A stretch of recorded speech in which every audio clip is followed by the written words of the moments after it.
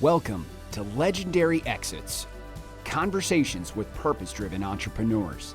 In this series, we sit down with the leaders and legends who turned their exits into opportunities for impact. We explore living lives of significance, leveraging exits to fund personal and financial goals, and building a best-in-class business along the way. You ready? Let's dive in. Just talking a little bit about how the exit played into your personal financial goals, or how it didn't, or lessons that are learned that maybe you want to share with some other folks. I guess one question I've got, just even thinking about that, and we'll continue to weave together some of these things, is, what kind of personal financial planning did you do before you sold? Did you do any? Did you work with a wealth advisor, a tax strategist, an estate planning attorney? What did that look like for you? I'm a very intentional guy. I worked really hard. I really struggled to find an advisor and to find a team that shared my perspective. And so I was working with a tradition.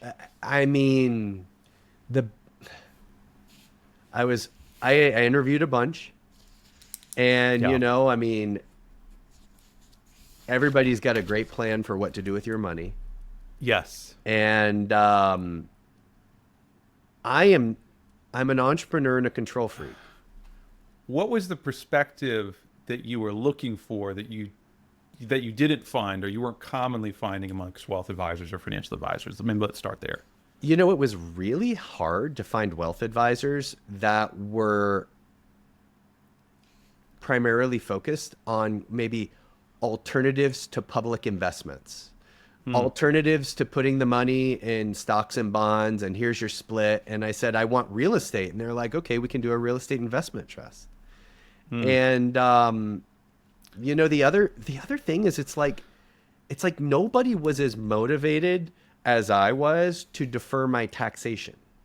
That's a good one I want to hit on. Keep going. Yes. So intriguing because the interesting thing is that everybody was, well, let's also talk about this. How did they get paid? They get paid on AUM typically, on assets right? under management, a percentage of. Yeah, they don't want me to put $1 million into an apartment complex or into something like that because it's not AUM. And so nobody had anything that was not a market-based security to offer me. And I'm like, why am I doing this? This isn't I've read every book. Yes. This isn't how wealth gets propagated through generations by putting money into markets.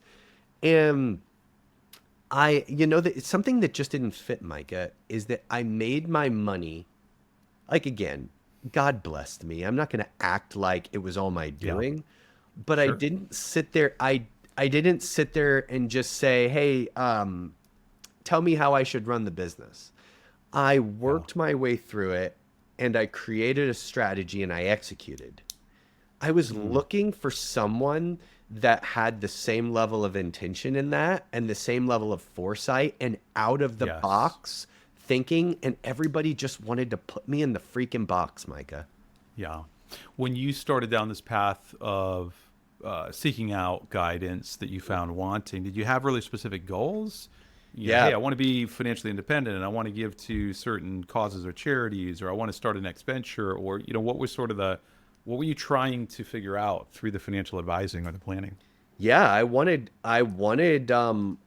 wealth that was multiplying. I wanted to build passive income streams, right? I had a very strategic window in what I was looking for in returns, and and I didn't just want equity growth. I wanted cash flow along the way. I was really intentional about what I was asking for. And a lot of people were like, well, you just can't do that. I'm like, that's weird. Everything else I read says that you can. But it was almost like, well, if you want to do that, you kind of have to do it yourself. That was kind of weird too. Yeah. So here's where I was asking for help, and I wasn't getting the help I was asking for. Talk to us about the tax man. You talked about other folks weren't as motivated to defer taxes. And so there are strategies, very customized, right? Depends upon asset sale or stock sale, depends upon the type of entity, all sorts of different stuff. But were you able to leverage strategies in your exit that would either defer or minimize taxes, or was that just an area that you would go back and do differently? I was absolutely able to leverage. I took 4 different strategies. Okay. Yeah, walk us through those if you would, just at a super high level. What were the 4 strategies you used? Number one, I took advantage of some opportunities prior to the sale. Okay. Number 2, we utilized opportunity zones inside of it. Number 3 is that I actually invested in a number of things that provided me in the same tax year as my exit significant depreciation and amortization, which was able to offset a significant amount of the taxes inside of that year. Wonderful. And then number 4, some more, I guess I would consider them gray area charitable things. Like, I mean, as you know, what's funny, let's talk about 2 lessons. Go for it. Lesson number 1, taxes are always a gray area. One of the things when I was exiting that everybody in tax mitigation's like, hey, conservation easements. Yep, It's I'm the familiar. best thing to do. It's exactly what you need to do. And I'm like, is this gray area or is this green light? And they're like, oh, it's green light. Well, guess what? It became red light. And had I followed those strategies, I would have actually paid a significant penalty on something that everybody, quote, quote, quote, was like, oh yeah, these are totally clean. Every advisor was like conservation easements, right? Yes. And so the first thing is that there's no such thing as green light. Like, you just have to understand in tax code, there's no green light. Everything's gray. And you just have to understand what you're doing and going forward with. I mean, And then go ahead. in one sense, it's no different than any of business. What we talk about in business with risk is you're never going to mitigate all of risk. But what you want to do first is you want to identify where the risk is at. You want to size up what the exposure is. And then you just want to say, am I comfortable with the risk or not? And you know what? Like, the greatest risk is the one that you that you think is no risk at all and actually poses risk. That's the one that would really piss me off. But the second thing I want to acknowledge, Micah, is that taxation is a choice. Okay. I've helped people through exits in states all around the country. And it's so funny how often people think that taxation is automatic. Well, I'm in California, so I'm going to pay 50%. I'm like, no, that would be a choice for you to do that, right? Like, you could pay a third of that if you planned it out and you had a strategy. That strategy has to happen before an LOI is signed. Yes. And that typically means that your strategy, like, if you're thinking about selling and going to market in a year, your strategy should be happening right now. And it can mean the difference between a 5% tax burden and a 50% tax burden. I have seen it mean that difference. Yes. And I'll chime in on that and say, I love your focus on the advanced planning in the 1 year. And there are some amazing strategies that you've got to even be further out on. I was on a call this morning with a prospective client. As an example, he's doing some new product development. And I said, hey, since you've got a window, a time horizon that's longer than 5 years in your exit, you really need to think about, should we convert to a C Corp and exercise the QSBS, the Qualified Small Business Stock Exemption, which, as I'm sure you know, allows you to have exclusions on your capital gains tax, up to 10 million per shareholder, even in some cases a lot higher than that. So, yeah, I think the takeaway is the more time that you have on your side and the farther in advance you start, once you craft your strategy, there's a whole lot of options to minimize taxes. That's what I'm taking away from your comment. Well, here's the irony, Micah. When you get into the sales process, what are people nickel and diming about and negotiating about nonstop? Like, no, like, we've got to get this ad back onto our EBITDA. Like, oh, these, like, we deserve more. What do you mean you're giving us 8.5? Dude, do you realize that all you're arguing about getting from an 8.5x multiple to a 9x multiple was significantly less? All the whining, moaning, fighting, and phone calls you did was less valuable than the value you could have had by pre-planning your taxation. Now, that is beautiful. I will also say that with a caveat, though. There's a caveat, and if there's one thing I've learned in the 5 years since, The goal isn't simply to minimize taxation. Like people Okay. have always said to me, don't let the tail wag the dog. And Yes. sometimes, like a lot of tax strategies have a lag. In other words, yes, you are saving on taxes, but you pay a future penalty in the flexibility or the obligations that you have Yep. going forward. Opportunity zones. I committed to 10 years of having money into a certain type of investment and things Yep. like that. That, like, yeah, am I saving some money? Yeah, I absolutely am. But I'm also limiting my flexibility and my decision making in the future. And I don't know what the future holds. And so sometimes in some things, I'm actually, in hindsight, willing to just, I wished I just paid some taxes and invested in other things. But Yes. that's also with future knowledge of how things performed, because some Yes. things didn't perform the way that I did, that I thought they would, and other things Hmm. outperformed what I thought. So again, hindsight's 2020. I guess I can understand what people say when they say that taxation isn't everything, but Yeah. how you approach your taxation is probably of more potential value to you than all your nickeling and diming on your valuation. Yeah, a couple quick follow-ups on that. The first is 100% with the federal. Well, it depends how your deal is broken down. But let's say you're at the 20% long-term cap gains rate Yeah. right now. Federal, right? Just put the state aside. Yeah, I mean, let's say you were trading at that 8.5x multiple that you just talked about a minute ago. Yeah. What is 20% of 8.5? I mean, we're talking about almost two turns on a multiple. Right. Good tax planning that could totally eliminate that for you or reduce it significantly from 20 to 5 as you've called out. That's worth like 2 times more on your annual EBITDA valuation at time of exit. Yeah. That's a really great way that you put that. I really appreciate you thinking about that. I also have an opportunity zone fund, as you know, and I also have come to the same conclusion that taxation planning is fantastic, but I won't be forced into doing things solely for taxation in the future. Right? No. It's great if you can capture it along the way.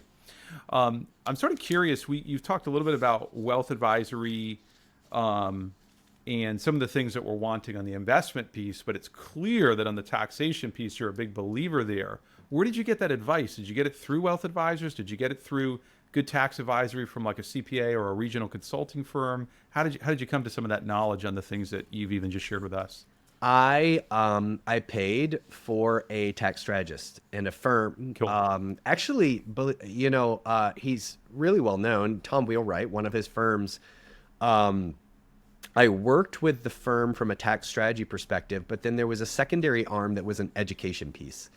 Cool. And they're like, and what they actually said to me that pissed me off but was truthful was, Eric, if you really want to do good at this, you would be well served to do some of the education on it and just understand what you're really stepping into, because it's really hard for us as advisors to just say do this, because everything has Yes.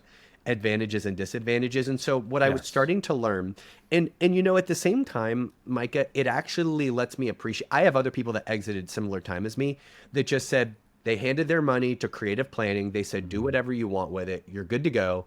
Do it. And I actually have a measure of respect for them inside of it, because I recognize I couldn't have done it. I wouldn't have been happy about it. That's my personality. And my personality meant that I couldn't have it both ways. I had to go and get some of this knowledge and make this part of my new journey. And so that was a lot of what I learned. But you know what was ironic inside of it, Micah, is What? that I now knew more than my CPA. It was embarrassing that, like, when it came time, I recognized I outscaled my CPA. My CPA was like, hey, I don't think this is a good idea. Hey, like, or I don't know, like, that's a lot of work. Hey, you should just pay your taxes and be fine. And then it came down to, Yeah. and the CPA was like, that was amazing. Like, Yeah. when we looked at my business partner and I, like, had the same outcomes, you looked at the difference in our percentages taxation on exit. And mine was like 7.5%. His was like 38%. And we had the same CPA, and the CPA was like, wow, that was Yeah. substantially different. And I'm like, 30% differential. yeah, That's crazy. yep, Yeah, there's a common saying in a lot of the planning, and that is the two things that owners really care about are reducing taxes at time of exit and growing valuations. The And I private would, bank managed his, and he just did what the private yeah, bank said. I took ownership for what I had, and the difference was 30%. yeah, I think you're calling out for everybody who's listening the immense value of thinking in advance to be able to literally, in your situation, save 30% in taxation between you and the same partner who exited on the same transaction with the same CPA. And then I would just turn that back around and I'll go to the other side of the house and I'll say, man, the capabilities that are present when you start getting 3 to 5 years out to double, triple, even 4x evaluation for many companies that are in that 500,000 to the bottom line up to 3 million to the bottom line range, they are abundant. But you got to have time. You got to have time. There, like Micah, in the time since, I've done a lot of teaching of other people of all those opportunities, and some of it's very like basic operational type stuff as well. It's not, it doesn't have to be complex legal structures. It doesn't have to be like special. There's just so much that people can do. The opportunities are endless. We just have to know that they're there and to have a strategy for what we're going to do. Yeah, I want to pivot in the conversation to talking a little bit about the business itself before we wind down and the transaction itself. So, looking back at my notes here, you started Carolina's Dentist somewhere around what, 2011? Had It was maybe an 8 year. 2013 actually. 2013. Was when it, so yeah, so there's a little bit lost in the shuffle. 3 years of that first one plus 2 years of dissolution because of a regulatory lawsuit. So yeah, I left the tearful sorrow stuff out of it. But yeah, 2013 to 2019 was the Caroline's Dentist run. Yeah. So here's my question though, just pivot into sort of the key moment. So frequently many owners and founders, whether they bought a business or they started it themselves, they really enter into it just thinking, hey, I'm going to operate this business forever. This is just going to be my life. Yeah. And so I'm sort of curious, when was it that you came to the realization that you wanted to sell this company or that you wanted to begin to build it to sell? Was that there always there from day one, or was there something that changed? And again, I know you said you exited for reasons other than financial, but it was always built for valuation from day zero. So from day zero, it was a very intentional business model to be building for value. However, my business partner and I, we had actually never talked about it. But for me, like, it wasn't my plan to be there forever. It's just who I am. And I kind of, one thing I've committed to is I kind of take life in 5 year windows. And so it was kind of as I was coming to an end of a 5 year window, I recognized I don't want 5 more years here. Okay. And I needed to, I can't have the next 5 years look like the last 5 years. And so I had to give consideration to what that looked like. And so, yeah, I decided not to renew essentially. And I said, and I gave my partners a choice in how we did it. And we chose to go to market. Got it. Yeah, because 5 years would have put you at 2018 and you said you sold in 2019. You got it. So since you always had that in mind from day one to build with valuation in mind, did you have a goal from the outset to say, hey, here's what we're building to from a valuation point of view and by a certain date? Or what was your thinking around that? Well, first, Micah, everybody and their mom is building a $100 million company. So, so of course that was our number. We were actually on target and on time. We were ahead of schedule with where we were valuation wise. I mean, the goal that we had set, was a $100 million valuation by a certain period of time. We were several years in advance of where we expected to be at that point. I just recognized that I didn't need that. I never really, it was never for me. That was for my ego. And that was it had a cost that I wasn't continuing to be willing to pay. Yeah, I think sometimes we pull these arbitrary numbers out of the air where people say, what's your number? 10 million, 15, 20, 25, 50 million, whatever it is. Right. But I think the better way to approach it is to say, what is the life of significance that I want to live? What does that look like after I sell? What does a budget look like? Yes. And actually, obviously, to work with an advisor and to figure all this out. I built calculators for entrepreneurs with it for years since then. I mean, it's reverse engineering. What do you really want your life to look like? Everything has a price tag on it, and just work backwards from there and enjoy it, And so it's not super complicated. And in the time since working with, literally hundreds of entrepreneurs.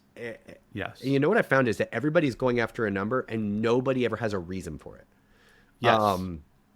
It just blows my mind. And so often, many of the people I've done advisory work for, I'm like, well, when are you working? They're like, well, I got to get to 20 million because when I get 20 million, that's the number. I'm like, okay, well, tell me why. And they're like, well, I mean, I just feel like, I'm like, no feelings.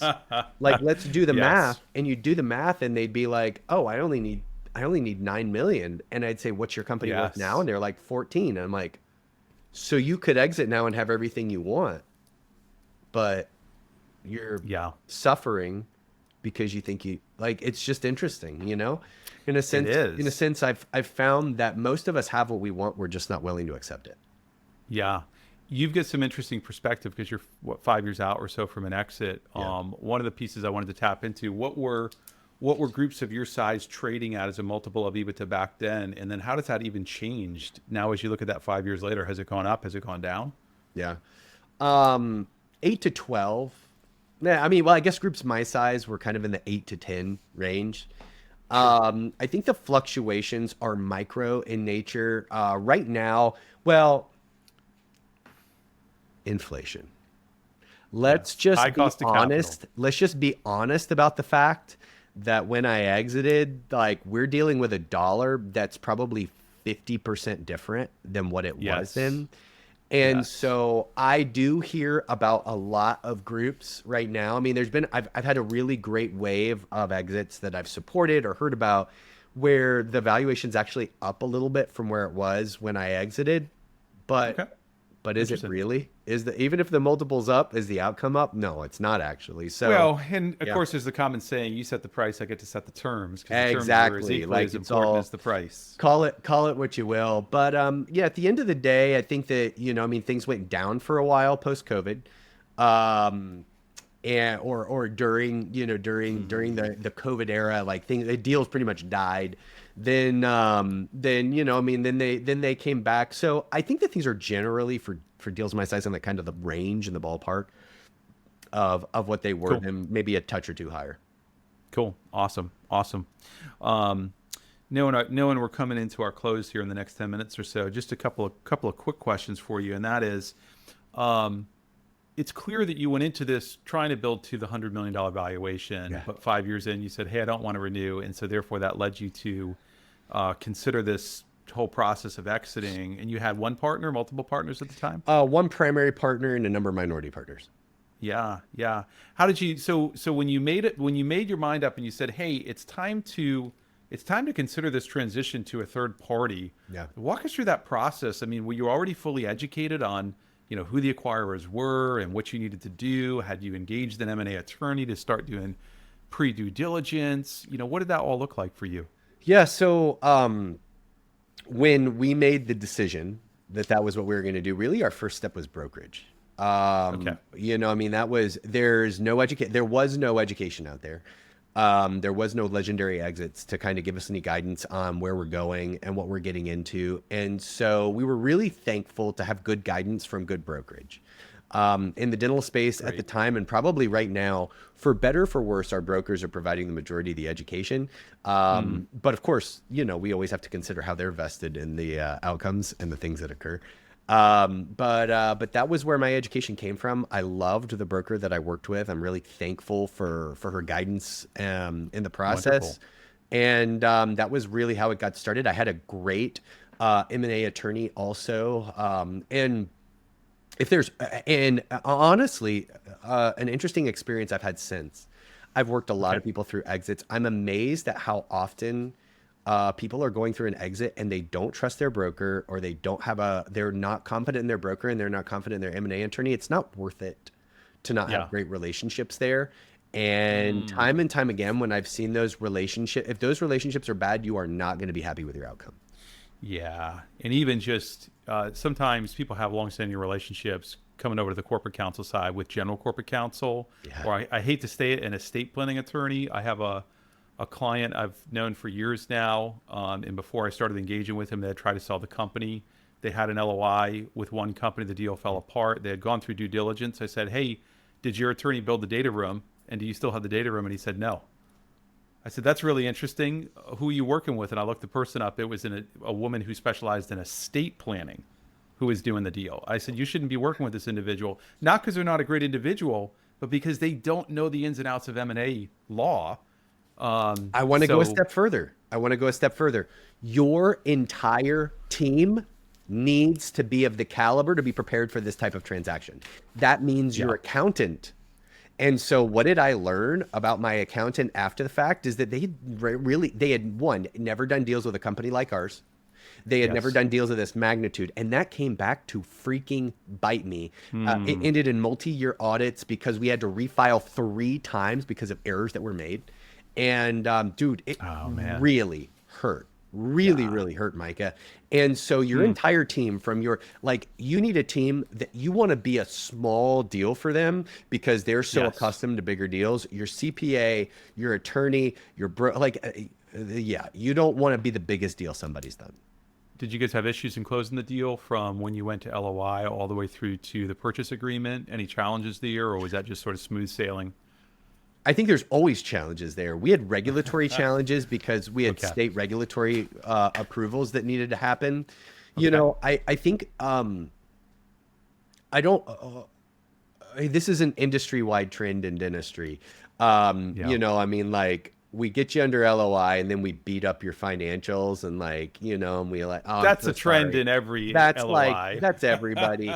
And so I don't know that I can say, and I don't feel like there was anything negative inside the process there. I think that Got it it. was all pretty standard because I think I don't think they were ever unreasonable in any of it. They uncovered stuff and they're like, listen, like this shouldn't be done this way. Like we're gonna have to account for it. Yeah. There's too big a credit Yeah. here. So Sure. I would say it was normal, not simple. How's that sound? Yes. Yeah. No, that sounds perfect. And the two things I always say to people is one, you want to do due diligence on your timeline, Yeah. which means you need to complete your due diligence with your own M&A attorney before you ever go under LOI. The second is that's where your M&A attorney is going to earn their money because what profession you talked about this earlier, Eric, where it might be your first time selling a company, but it is not the first time of the private equity group buying a company. And it is common that they'll get companies under LOI and just beat them up in the process. And that is where that regional law firm or greater attorney who's charging you 100 grand, 150, $200,000 plus to do your deal Yes. is going to earn every penny of that on your behalf. What are your thoughts on that statement? Freaking exclamation point on this one, Yes. Micah. You're totally right. So I have clients that I've worked with that were insistent on not using representation as they worked through some of this with a company because a lot of times the strategic buyers come out there and they're like, hey man, like Yeah. $20 million, like here you go. And I see this happening all the time in dentistry. And you know what? They're like, hey, the broker is going to charge us 5 to 7%. No way I'm going to engage them in an attorney at this point. I'm going to save some money. That five, and like, no. Trust me, you lost way more than having good representation would. And here's the other thing though, Micah. 90% of the time, what I see in the period from LOI to close, first, it's almost always going to take longer than what you think. And Yes. when your energy as a CEO and an operational team now is going towards the deal, it's not going towards operations. And what almost always happens is there's an EBITDA dip. And the longer Yes. the process takes, you actually end up paying for that in your outcome. Yes. Which is And it's worse though, Micah, when you get to the end and now your performance has gone down and now you're a year into a process and now you've invested everything. And if you don't sign the papers, like you don't like the deal now, but you've got to sign the papers or else you've got to start over and in your worse position than when you started. yes. I see it all the time. We took a strategic approach. My business partner and I took the focus. My responsibility because I was leaving was the deal. I was 100% focused on the deal. He was 100% focused. He took over CEO role and his job was company operations climbing forward, putting in the new team, doing all the stuff. And we didn't cross over. I took care of everything on Yes. one side. He took care of everything on the other side. So we had full leadership on both. Super smart. So Yep. many great insights you've served up there. Curious, just one other quick thought on the transaction itself. Who in your team knew the company was being sold, and when did you loop them in on that? There's so much fear that's obviously there, oftentimes that I hear from owners that they don't want folks to know. Yep. So how did you guys handle that? It's a great question. We told our entire executive leadership team and all of our key leaders. But in the time that we did that, we actually created an economic benefit to them to stick through Got the it. process. So the way that we approached this is we said, listen, we need you to know because A, we don't feel it's reasonable for you to be surprised at the end of this. B, we want your full engagement in making this go great. And so we're going to financially benefit you for you sticking around through the end of this. And the buyer is going to also have a financial opportunity package for you if you choose to go forward. So we had that agreement. We Yes. said, we're going to tell them all, we're going to be perfectly honest, and then they're going to be fiscally motivated to stay through the end of it. And you told them before you put the company in the market or at the time of LOI? We told them at the time that we put the company at market because we Nice. wanted them, you know what enhanced our value? They enhanced our value. The Yes. fact that when we were meeting with suitors that our entire executive team could be there, they got to see the badasses that we had built inside the company and it increased their valuation. Man. And you know what though? Those people they got to be engaged in the process and grow through it and also understand like, oh, now I see why Yes. we've been doing this. And it was just, I would never do it any other way. I know that some people like to do the old like blindfold surprise on D-Day, but not me. That is not my preference. Now, the only thing I'll say is you're teasing me now because I know your belief about people Yep. and their important role in business, and I share the same belief. I always say people are the foundation of growth strategy, Yeah. even from a CFO's point of view. But we don't have time to talk about it today, so I'm going to have to definitely talk to you another time about that. Round two is how people fit. As we wrap, two things. One, you want to give you an opportunity to share with folks what you're doing now and how they can connect with you. But before we go there, I would just say, man, well, actually, let's go there, and then I'll just wrap up with a couple of things that really stood out to me. So, what are you doing now? And particularly for folks who are interested in connecting with you, what's the best way to do that? You know, for the past 5 years, I've been doing a bunch of coaching and consulting inside of the dental industry for people that are trying to build in the multi-location space. I used some non-competitive agreement to spend a year focusing only on the personal and family lives of entrepreneurs and how to build stability inside of that. And as of today, I'm fully back in on the industry that I love with a new relationship with it in dentistry. But my focus now and going forward here is really around the portion of the population that is employed dentists, the 50% of the population now that is an employee dentist inside of a group, and how we can really enhance those relationships and outcomes. And so that's what I'm doing right now, Micah. That's me. And you can find love out it. more about me at any point at drericjroman.com. It's constantly changing. So if it looks like crap this week, it's because I've probably evolved again and I'm changing the whole website. And so, yeah, that's me. And, you know, I live to like just honestly share love, a love for people, Yes. a love for the industries that we work in. And when we get those things right, we get to love our lives. And so that's kind of the way I approach it. I love it. And I would just say, I've known you for almost 5 years this coming March. We had a mutual friend that connected the two of us. And I 100% think you've hit the nail on the head. You bring such immense value to our relationship. We have worked with other people together. Yeah. You bring energy and you bring joy and you bring focus to those people. But it's not just that. I mean, obviously, as anybody can hear listening to this conversation, like you're somebody who's been in the trenches. You had amazing insights for us on personal financial planning. You had amazing insights around living a life of significance and the focus on relationships, and even why you left this amazing business that you're in the middle of growing to focus on those relationships of your family. I mean, just so many different things that are here. I've loved this conversation. I truly received that, wish this Micah. Thank conversation you. could go on for another hour.